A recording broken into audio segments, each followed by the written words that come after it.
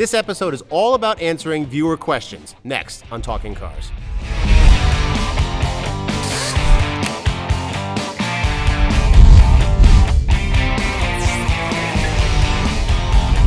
Hi, everyone, and thanks for tuning in to another episode of Talking Cars. I'm John Lincove. I'm Gabe Shanhar. And I'm Mike Monticello. And today we're going to do kind of a rapid-fire episode where we're going to answer user questions, viewer questions, people who hit our YouTube site and leave us some responses in the comments. Also, people email them to us or go to CR Cars Facebook site and ask us questions, whether it's something we talked about in the podcast, something that was in CR Magazine or on consumerreports.org, or they just have a random question, they send them in the customer service. We're going to dive right in.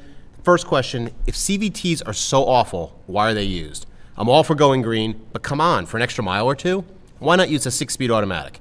Of course, no one should end up with a lousy transmission, such as the Fiat Chrysler 9-speed disaster. So Gabe, first we need to go over, what is a CVT? Okay, so continuously variable transmission is an automatic that is basically stepless. It has no fixed ratios. It goes continuously. So the car doesn't go like with a torque converter automatic. Exactly. Nice sound effects. Nice. Yeah. It's the Anyway, well, the implications are that sometimes when you tromp on the throttle, the revs just jump high before there is any discernible acceleration.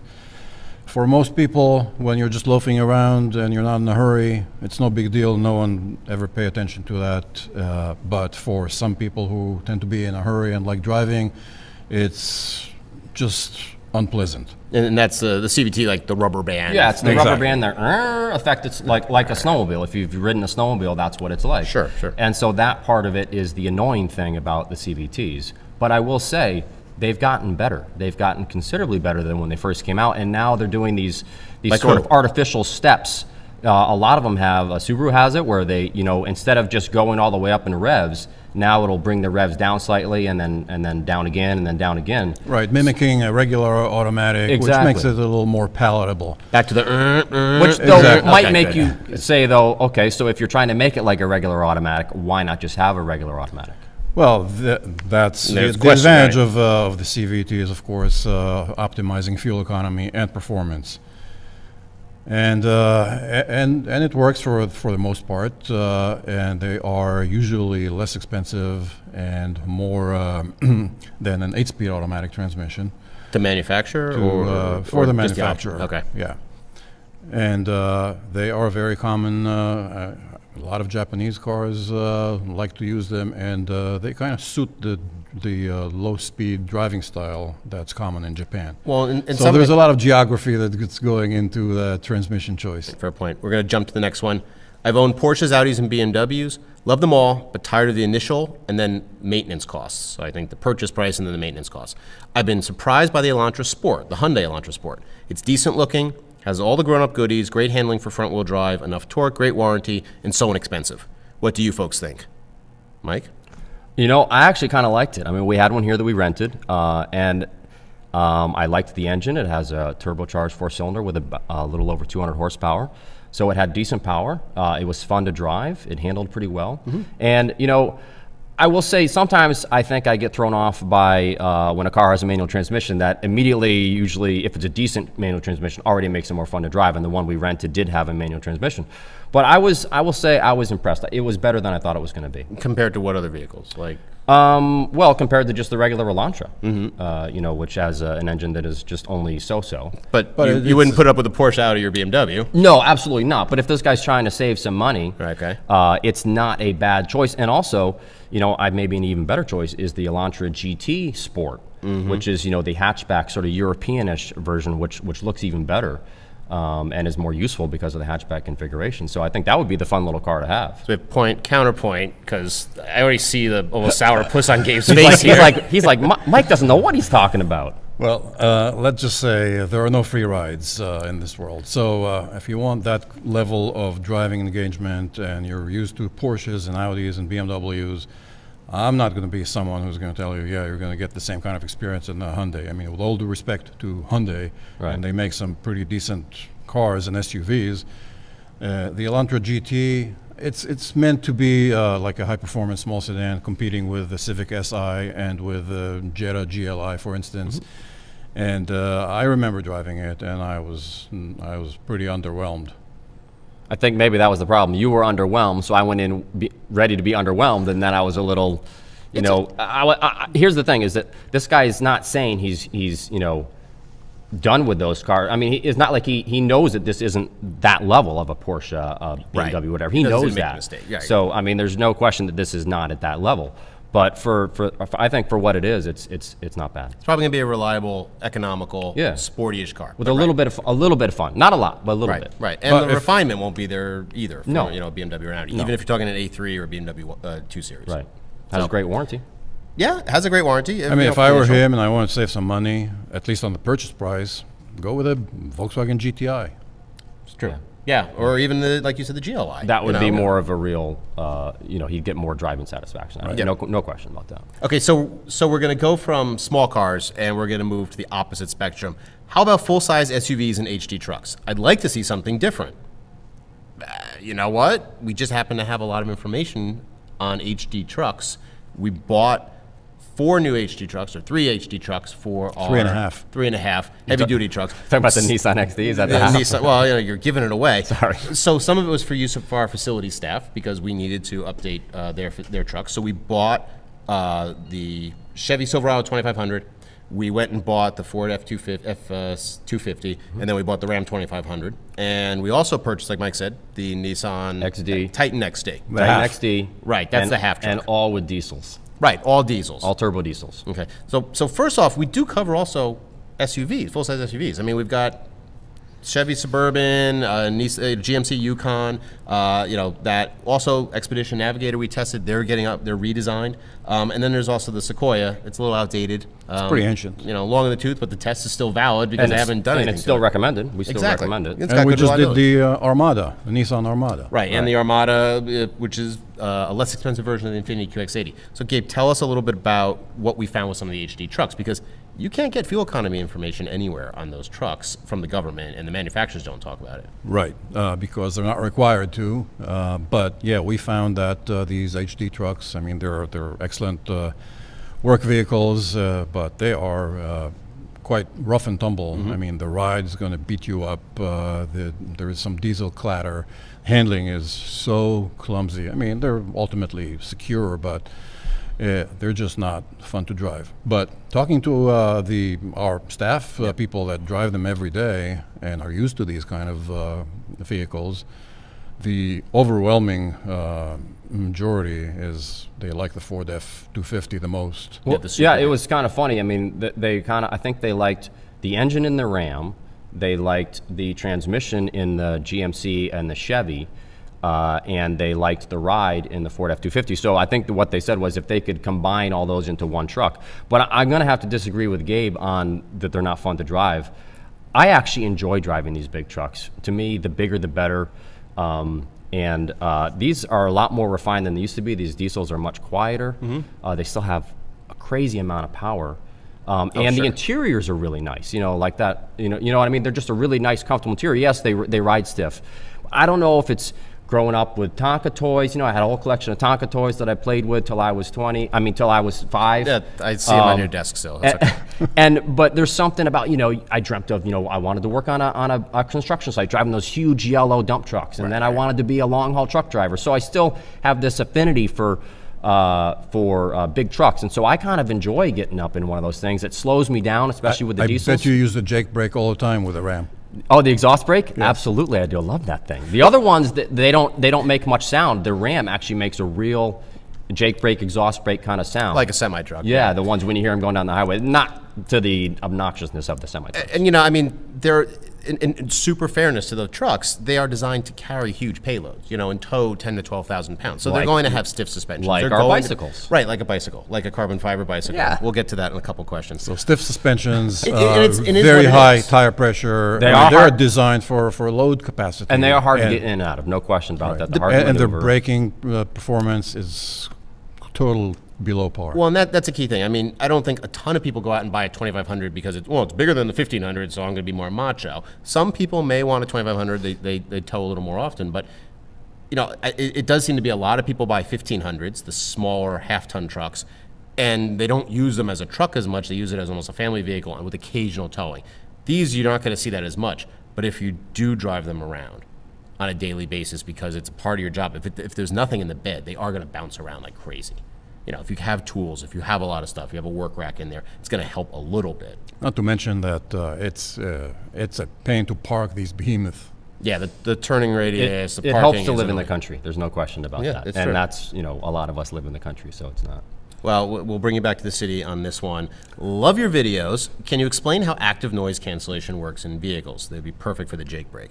I find headphones with this feature to be unpleasant. Noise, or the lack thereof, is quickly becoming my @1 priority in my next car purchase. Having used the headphones and also having gone into the soundproof chamber that we have down at our headquarters in Yonkers, I could say it's not the same. You put on those headphones, and it's almost as if you're in a very weird space, almost like outer space. No one could hear you scream, type of thing. It's odd, and you have to play music. You don't want to just have this thing over your ears making you feel like you're in an echo chamber. In the car, it just is playing a frequency like the headphones, but to drown out certain frequencies. So the engine, for example, especially in cars that where they drop off a cylinder or two, some cylinders for fuel economy, and there's that weird harmonic resonance. So they'll have a different frequency come through the stereo and cancel it out. But you still have the road noise, you still have some wind noise, you still know you're in a car. It's not a total vacuum of sound. The one interesting thing, though, is how they're using, or manufacturers are using the audio system to put in noise and not just to cancel something out, and primarily for performance sounds. Yeah, so don't ask me anything about the headphones, but Well, your Hanukkah gift is going to be some Bose. there's technology to counteract certain unpleasant noises in cars and pump frequencies that counteract those noises through the car speakers. And also, the manufacturers can add some noise, like in a sporty car, for instance, if you want some different exhaust noise or some induction noise, then they can produce that artificially. Yeah, BMW does it. I was going to say BMW does it with the M5 through the speakers. Yep. It's a recording of the car, of the engine sounds that's goes through the speakers. The Mustang has an induction sound tube that pipes extra sound into the cabin. And I mean, one of the reasons why they have to do this, actually, or why they feel they have to do it, is because they've insulated the cars so much that not as much noise gets into the cars anymore. Mm-hmm. So I get that. Good or bad? From a purist, go ahead. Turbo engines are inherently quieter, Right. So you have to kind of increase. They that, don't sound like much. Yeah, I mean, but I'm torn, because on the one hand, I want the real thing. It feels weird, even with the Mustang. That it's being piped in artificially. Mm-hmm. Or it's not supposed. I mean, there's just a tube there that doesn't need to be there.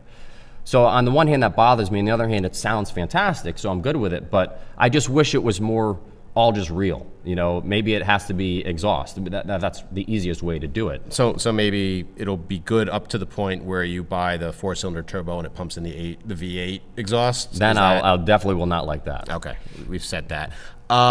Next question. I've learned to drive on a 2004 Chevrolet Malibu MAXX hatchback. I prefer midsize or larger cars, but like the added storage space that I found in the MAXX. That car was great. Why don't we see many larger hatchback cars? Can they just not compete with crossovers and wagons, or is there something else? Well, I mean, larger cars, the larger hatchback cars are kind of expensive. Audi A7, Porsche Panamera, Kia's coming out with the Stinger, which is a hatchback. That won't be as expensive, but still up there. Buick Regal. The Regal Tour X is coming out, which is a wagon. And then, BMW has a 3 Series Gran Turismo. But I mean, the reason why is the small SUV and even the midsize SUV. But the small SUV has become the new family vehicle. Yep. It's the biggest SUV market there is. And so that's what people are buying. If their choice is between a wagon or an SUV, they're usually going to go with an SUV because it sits higher, it's got more space inside because it's got a higher roof. So that's why I think they've gone from, and look, I love wagons, but this is why I think people just find SUVs more useful. And the MAXX, well, I was going to say, the MAXX was actually a good version of the Malibu of that generation. The rest of it was forgettable. But that, they actually did a little bit to it, and it was one of the early cars that had sliding second row seats, and it was unique and it gave it a selling point. But Yeah, aside from that, but ultimately, the customers just didn't get these cars. They just didn't understand what is it. Is it a sedan? Is it a wagon? What is it? And when the customer is confused, it doesn't sell. I mean, and you can say the same about the Toyota Venza and about the Accord Crosstour. Excellent point. These things Yeah. come and go, you know. yeah, it's rare things to maybe find a little niche for sales, but it's a big investment for not a lot of return. What happens with the Regal Touareg is going to be quite interesting, I think, to see if they get any sales with that thing. You mean the Sportback or whatever it's called, not the Touareg. Yeah, the That's Touareg is the wagon. I'm sorry. Right, And right. the The Sportback is the Sportback is the coupé-looking- hatchback. the, Yeah, right. the liftback. All right. I was wondering, what does Consumer Reports do with the vehicles you buy when you're done testing them? So we sell them. First, we let 600 employees of Consumer Reports get their chance. If not, then they go to to auctions, and sometimes we trade them in for new cars. Yeah, it's a pretty good process. I've had family members buy it, because we drive the cars hard. We go through a lot of tires, but we don't abuse them because we know that we're going to resell them, because as a nonprofit, Well, it's not like we do need to anything recoup that money. the car wasn't designed to do. So there's going to be some maybe accelerated wear and tear on tires and brakes, but that's. But it's par not for like the a rental course. car. It's not like, Right. a lot of 5,000 RPM drops in the drive and stuff like that, on the record. Are there any all-wheel drive electric cars yet that are not Teslas? No, not yet. Next question. Yeah, move on. Why do you keep saying 200 miles when the Chevrolet Bolt gets 238 miles according to the EPA? That extra 38 miles is significant. Well, we've got a Bolt in test, and I think we've been pretty impressed with it. And GM actually said early on that the Bolt would get more than 200 miles. So maybe that's some stuff that has been out there. The EPA number's 238, and we've talked about that. But what's been experienced, without giving away too much, because we still haven't finished the testing on the Bolt? Impressive. Really impressive. And we can't wait to let everyone know about the numbers because we're in the process of it. But when we were doing the range testing the other day, it was really surprising how far that car can go. Yeah, I love taking it home and just driving it around, and found so often that using the paddle brake, the regenerative braking regenerative braking paddle, behind yeah. the steering wheel, Yep. and then even keeping it in the battery mode, I would almost have similar range at the end of my trip if I was really observant. And if I wasn't observant, it would still go without. I didn't have any range anxiety. And that's with AC and driving hard on the highway. Right. So And the thing with that paddle is that the Bolt doesn't have a great braking feel. So actually using the paddle makes the braking better because it adds brakes, but it also actually somehow makes the feel better as well. So you don't, because sometimes you come to a stop and you're like, is this thing braking? But the paddle helps considerably. And it's just kind of fun to see if you can use the paddle without using the actual brake pedal. yeah, it's almost like left foot braking with your Yeah. hand. As someone who's Yeah. taken the Bolt, and you'd have a long commute. Right. Yeah, and I've taken the home several times, Right. even over weekends. And let me just add to the 200 miles here. Initially, we tend to be a little cautious, and because in our experience with some past EVs, electric vehicles, we've found that the real world range is less than the claimed range. So yeah, as you said, we're almost done with the Bolt. We're just buttoning down some final things, but I can say, stay tuned. It's comfortably over 200 miles with a Bolt. So next question, we'll move to, I get that advanced safety features are not standard on all vehicles, but it's an option on many. But is it an affordable option? What's the difference in price between the different automakers? I think it's important information to know and compare when shopping for your family car. My opinion is that when it's most affordable is when it's not packaged with anything else. If you can get the feature, that's key, because you don't want to get stuck with like a situation that many of the luxury car companies have. Not all, but they'll make you buy $2,000, $3,000, $4,000 of options in order to get then the $1,300 feature for forward collision warning or automatic emergency braking. But like It varies, and the way to look at it is just to price out a car with this equipment. So it ranges. I mean, you can get an $18,000 Toyota Corolla with the AEB and all the advanced safety features standard.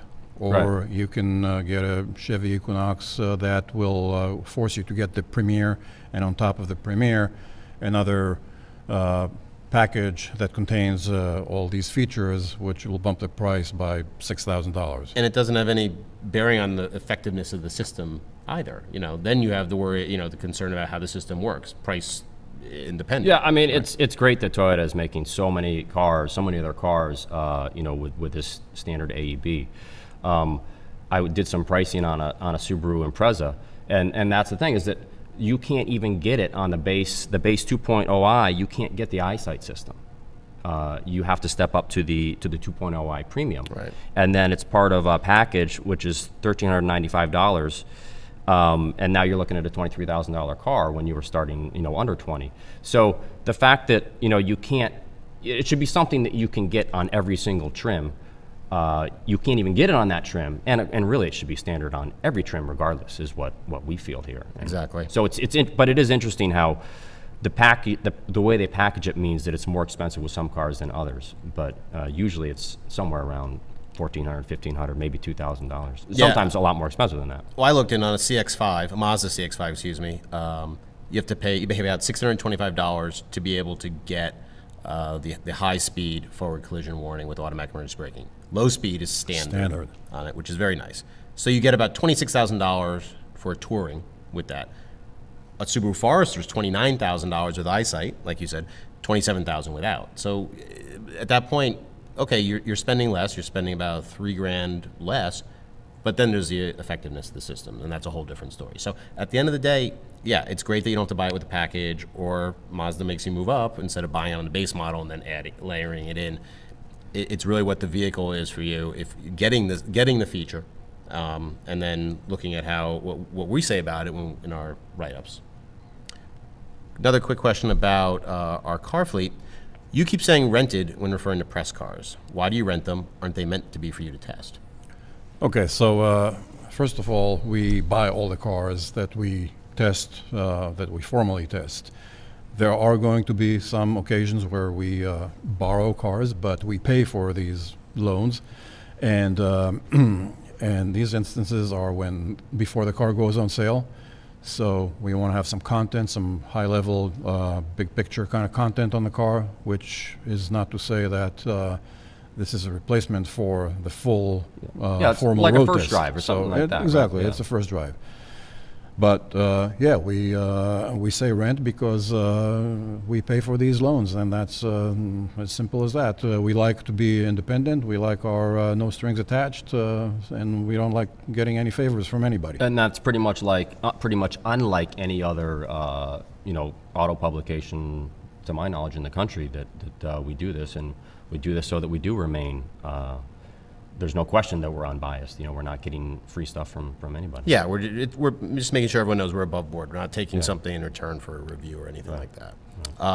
Okay, so our final question. CR experts, what car do you recommend for a teenage boy that is just about to start driving? I'm thinking about a VW Golf or Jetta, Mazda 3, or Subaru Impreza. I'm open to any other suggestion, but I'd like to stay below $20,000. Well, I mean, I think all three of those are good choices. It's going to be hard to get a Golf under 20. The Mazda 3 and the Impreza you can get just barely under 20. New. If you're talking new, and I think that's what he was talking about. So you can get those cars, the two Mazda 3 and the Subaru Impreza, but I mean, are you going from the perspective of the parent who might be buying this car or the kid? If I was the parent, I think I'd want him in the Impreza because that's the least interesting to drive of those three. And so I don't want the kid going out and being too excited and getting in an accident. From a kid perspective, I think the most fun to drive, the most interesting to drive of those three is the Mazda 3. So I personally would vote for the Mazda 3. Well, let's connect this question to the previous question with the advanced safety systems. If I were the parent, the kid would be in the Impreza with the EyeSight.